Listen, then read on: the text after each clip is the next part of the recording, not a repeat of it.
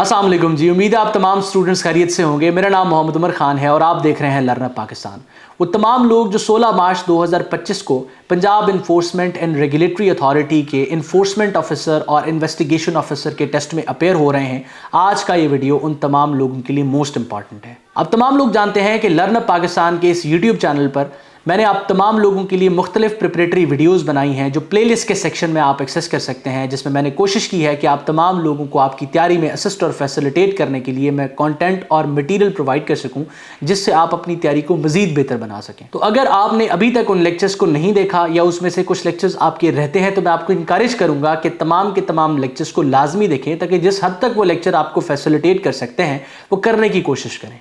इसके अलावा मैंने लास्ट लेक्चर में भी आपके साथ अनाउंसमेंट शेयर की थी कि अगर आपने अपनी तैयारी को कंप्लीट कर लिया है और आप अपनी तैयारी को असेस करना चाहते हैं तो सिंपली आपने डिस्क्रिप्शन में मौजूद लिंक के थ्रू हमारी व्हाट्सएप कम्युनिटी को ज्वाइन कर लेना है। वहाँ पर फ्री ऑफ कॉस्ट हम आपके साथ 100 मार्क्स का एक मॉक शेयर कर रहे हैं, एक मॉक टेस्ट शेयर कर रहे हैं जो PPSC के स्टैंडर्ड्स पर बना होगा। हमने कोशिश की है कि उन्हीं स्टैंडर्ड्स को मद्देनज़र रख के आप तमाम लोगों के लिए आपकी एग्जिस्टिंग प्रिपरेशन को असेस करने के लिए एक मॉक जो है वो शेयर करें, जो कि बिल्कुल फ्री ऑफ कॉस्ट है। आपने हमें ये फेवर करनी है कि आपने उस स्टूडेंट कम्युनिटी को ज्वाइन कर लेना है, उसको फॉलो कर लेना है, और ताकि हम आपको फैसिलिटेट कर सकें, अपडेट्स प्रोवाइड कर सकें। तो अगर अभी तक आपने उसको एक्सेस नहीं किया तो सिंपली डिस्क्रिप्शन में मौजूद लिंक के थ्रू आप लाजमी उसको एक्सेस करें। जितनी भी vacancies Punjab public service commission की तरफ से एडवर्टाइज होती हैं या फेडरल पब्लिक सर्विस कमीशन की तरफ से एडवर्टाइज होती हैं, उनको प्रिपेयर करने के लिए उमूमन 3 से 4 महीने का वक्त हमेशा कैंडिडेट के पास अवेलेबल होता है, क्योंकि रिक्विजिशन रिसीव होने के बाद जब एडवर्टाइज की जाती है कोई भी वैकेंसी तो उसका टेस्ट कंडक्ट होने तक काफ़ी टाइम होता है, जिसमें स्टूडेंट्स बासानी अपने आप को प्रिपेयर कर लेते हैं। मोस्टली वैकेंसीज़ का सिलेबस ट्रेडिशनल होता है, 1 पेपर एग्ज़ाम पर मबनी होता है, इसलिए जो है वो स्टूडेंट्स ने जो प्रीवियस प्रिपरेशन की होती है वो भी उनको फैसिलिटेट कर लेती है। अलबत्ता पीरा का सिलेबस 1 पेपर से थोड़ा मुख्तलिफ था, कंप्लीटली डिफरेंट नहीं था लेकिन थोड़ा डिफरेंट था। उसमें लीगल एंड जनरल अंडरस्टैंडिंग का सेक्शन एडेड था, जनरल नॉलेज एक डिफरेंट पैटर्न से पूछी गई थी। इसके अलावा कल्चरल एंड गवर्नेंस हिस्ट्री का सेक्शन इंक्लूडेड था, और जो इंफॉर्मेशन एंड कम्युनिकेशन टेक्नोलॉजीज़ का सेक्शन है वो स्पेसिफिक था, जिसने स्टूडेंट्स के लिए उस सब्जेक्ट की हद तक कुछ ना कुछ आसानी क्रिएट की है।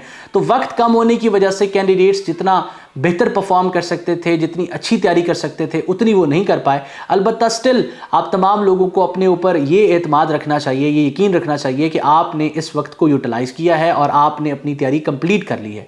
वो तमाम लोग जो पहली बार पंजाब पब्लिक सर्विस कमीशन के किसी टेस्ट में अपेयर हो रहे हैं, आप तमाम लोगों ने एक चीज़ को मद्देनज़र रखना है कि आपके पास कुल 90 मिनट्स अवेलेबल होंगे, जिसमें आपने अपने इस जो है वो पेपर को कंप्लीट करना है। 100 MCQs आपके पास मौजूद होंगे, और आप तमाम लोगों का अगर कोई सवाल गलत होता है तो आपसे जो है वो 0.25 की नेगेटिव मार्किंग की जाएगी।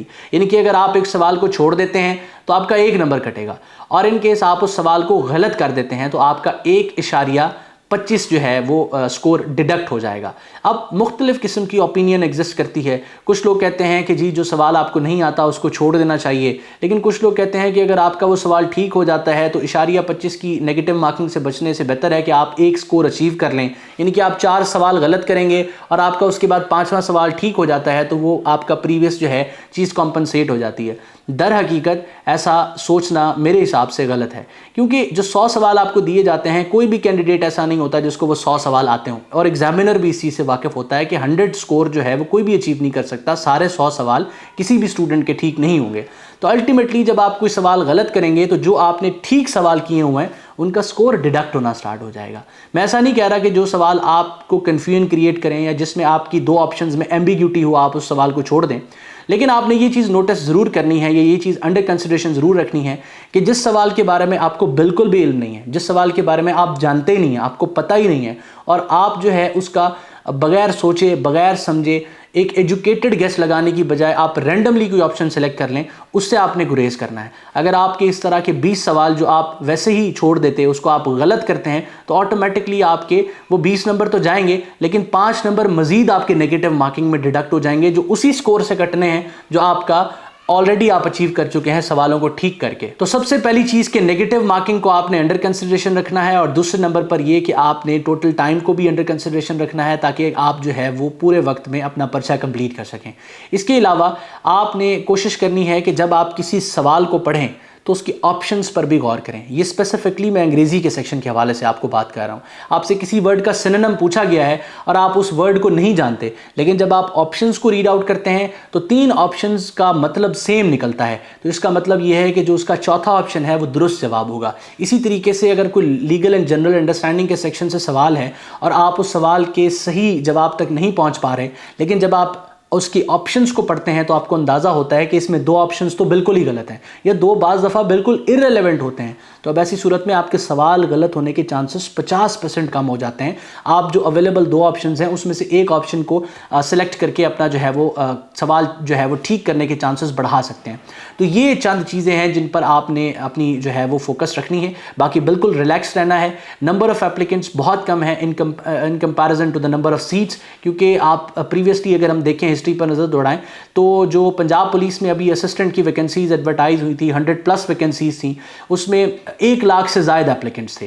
तो यहाँ पर एप्लीकेंट्स बहुत कम है और इस हिसाब से आपका जो मेरिट है वो भी कम रहने वाला है। आप एक्सपेक्ट कर सकते हैं कि 55 के राउंड अबाउट की मेरिट रहेगा, लेकिन ये एक प्रेडिक्शन है, आपकी अपनी इस पे ओपिनियन होगी, किसी और जो है वो टीचर की अपनी ओपिनियन होगी, और एक्चुअली मेरिट जो है वो तो डेफिनेटली एग्ज़ाम पे पेपर की जो है वो नेचर के ऊपर, उसके डिफ़िकल्टी लेवल के ऊपर डिपेंड करता है। पेपर कंडक्ट होने के बाद ही आपके साथ एक एजुकेटेड गेस मज़ीद बेहतर तरीके से शेयर किया जा सकता है, लेकिन आप इस चीज़ को ज़रूर जहन में रखें कि आपने नेगेटिव मार्किंग की वजह से अपना सारा स्कोर डिडक्ट नहीं करवा लेना। साथ साथ आपने इस चीज़ को भी मद्देनज़र रखना है कि अगर एक सवाल को पढ़ने के बाद आपको कन्फ्यूजन क्रिएट होती तो ऐसा नहीं उसको छोड़ देना है। आपने सवाल जो है गलत तब नहीं करना जब आप किसी उस सवाल के बारे में बिल्कुल भी नहीं जानते, आप उसका बैकग्राउंड नहीं जानते और आपके पास जो 4 ऑप्शंस हैं उससे भी आपको कोई आइडिया नहीं हो रहा, तो ऐसे सवाल को आपने सेलेक्ट करने से गुरेज करना है। ये मेरी एक आपके लिए जो है वो एडवाइस है। बाकी जिस तरीके से आपको बेहतर लगे आप उस तरीके से इसको लेके चलें। इसके अलावा जो अवेलेबल टाइम है अपना रेस्ट आप कंप्लीट करें, और आपका जो सेंटर है अगर आप किसी दूसरे सिटी से ट्रैवल कर रहे हैं तो कोशिश करें कि आप जो है वो एक रात पहले वहाँ पर पहुँच जाएँ, ताकि आप पुरसुकून तरीके से जो है टाइमली अपने सेंटर में पहुंच सकें और अपने पेपर को अटेम्प्ट कर सकें।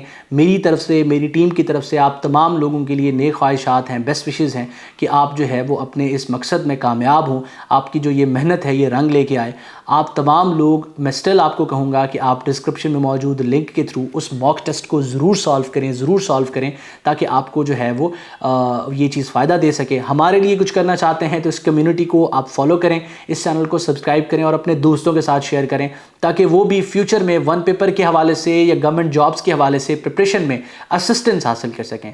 अल्लाह आपका हामी और नासिर हो। हमेशा आप तमाम स्टूडेंट्स की कामयाबी के लिए दुआ गो। उमर खान और उसकी टीम। अल्लाह हाफ़िज़।